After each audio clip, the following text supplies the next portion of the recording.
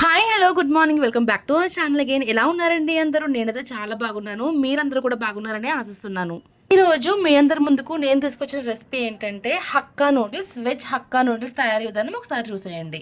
ముందుగా stove on చేసి ఒక కడాయి పెట్టుకుని అందులో వాటర్ వేసి అందులోని కొంచెం salt and few drops of oil కూడా యాడ్ చేయాలి. సో అది మూత పెట్టి మరగనిస్తూ ఉండాలన్నమాట. ఈలోపు ఇది ఇక్కడ చూపిస్తున్నాను కదండి, వీటిని హక్కా నూడిల్స్ అంటారు. ఈ రోజు ప్రిపరేషన్ చేసి చూపిస్తాను, చూసేయండి. ఒక ప్యాకెట్‌లో 2 అచ్చులు ఉన్నాయన్నమాట. హక్కా నూడిల్స్ అచ్చులు ఉంటాయి కదండీ! 2 ఉన్నాయి అవి. సో, ఇందులోంచి ఒకటి తీసి నేనేం చేశానంటే, ఆల్రెడీ స్టవ్ మీద మరుగుతున్న వాటర్ ఉంది కదా! ఆ వాటర్‌లో వేసేసి జస్ట్ అలా వదిలేస్తే అవి కొద్దిసేపటికి విడిపోతాయన్నమాట. సో, ఇక్కడ నేను చూపిస్తున్నాను చూడండి. ఆల్రెడీ నేను లిడ్ ఓపెన్ చేసేసి మరుగుతున్న వాటర్‌లో ఈ అచ్చు వేసేసాను. అంతే, జస్ట్ మనం మూత పెట్టేసుకుంటే సరిపోతుంది. అండ్ నెక్స్ట్ అందరికీ తెలిసిన విషయం, ఇలా లూజ్‌గా అయిపోతుంది. అయిపోయిన తర్వాత దాన్ని మనం స్ట్రెయిన్ చేసేసుకోవాలి.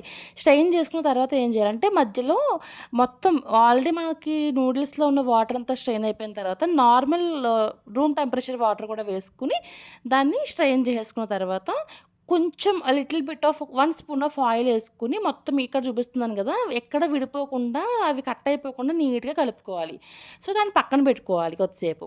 ఈలోపు ఏం చేయాలంటే మళ్ళీ అదే కడాయి తీసుకొని అందులో కొంచెం చాలా లిటిల్ అమౌంట్ ఆఫ్ ఆయిల్ వేసి అండ్ మనం ముందుగా సన్నగా తరుక్కున్న క్యారెట్, ఆనియన్ ఇవన్నీ కూడా మనం పక్కన రెడీ చేసుకొని ఉంచుకోవాలండి. సో, ఫస్ట్ మనం ఆనియన్‌ని వేసి ఫ్రై చేసుకోవాలి. అండ్ దాంట్లోనే కొంచెం మరీ వేగిపోయినట్టు కాకుండా కొంచెం ఇలా ఇక్కడ చూపిస్తున్న విధంగా ఫ్రై అయిన తర్వాత అందులోనే పొడుగ్గా కట్ చేసుకున్న క్యారెట్, మీ దగ్గర ఇంకా ఏ వెజిటబుల్స్ ఉంటే అవి వేసుకొని కొంచెం సార్ట్ చేసుకోవాలి. ఇక్కడ ఏదైతే చూపిస్తున్నానో సేమ్ అదే విధంగా మీకు ఫ్రై చేసుకోవాలనమాట.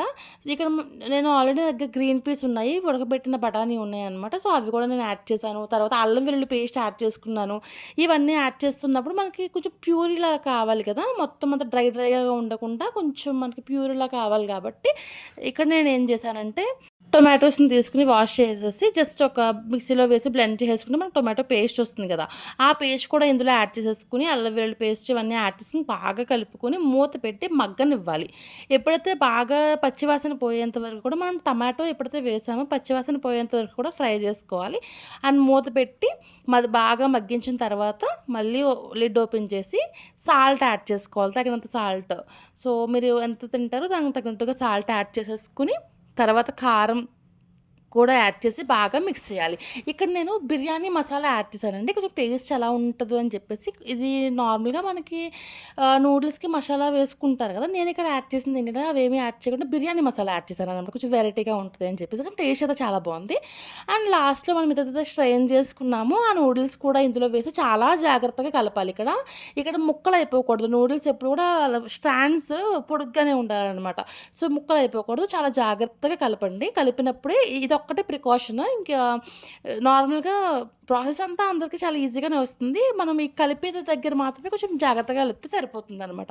అంతే, ఎంతో టేస్టీగా ఉండే వెజ్ హక్కా నూడిల్స్ రెడీ అయిపోయింది. ఇది మనం టొమాటో సాస్‌తో కూడా సర్వ్ చేసుకోవచ్చు. టేస్ట్ అయితే అదిరిపోయింది. చాలా బాగుంది. మీలో ఎవరైనా ట్రై చేయకపోతే ట్రై చేసేయండి రెసిపీ. అండ్ మరొక సరికొత్త రెసిపీతో మీ అందరి ముందుకు వచ్చేస్తాను. Until then bye bye. And నా ఈ వీడియోస్ కనుక మీ అందరికీ నచ్చినట్టయితే లైక్ చేయండి, షేర్ చేయండి, సబ్స్క్రైబ్ చేయడం మాత్రం మర్చిపోకండి. Thank you so much for watching. Thank you.